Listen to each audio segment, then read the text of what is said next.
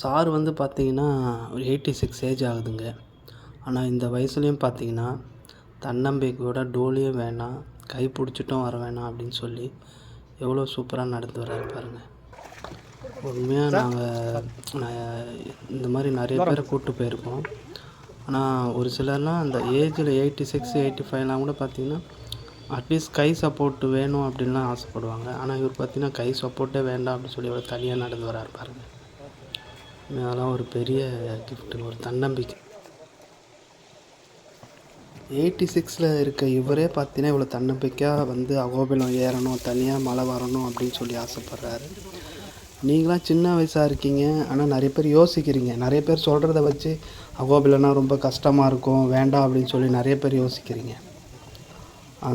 அதை யோசிக்கிறது வேண்டாம் அப்படின்னு சொல்லிட்டு தான் நான் வீடியோ பதிவு பண்ணுறேங்களே. ஏன்னா இவ்வளோ வயசானவர் தன்னம்பிக்கையோடு வராரு. நமக்கு என்ன சின்ன வயசில் இருக்கவங்க என்ன குறை? எல்லாருமே வரலாமே, எல்லாருமே பெருமாள் சேவிக்கலாமே. எல்லோரும் வாங்க, எல்லோரும் நம்ம அழகிய சிங்கம் ஸ்ரீ அகோபில நரசிம்மரை சேவிங்க. எல்லாருக்கும் நல்ல அருள் கிடைக்கட்டும். ஜெய் நரசிம்மா.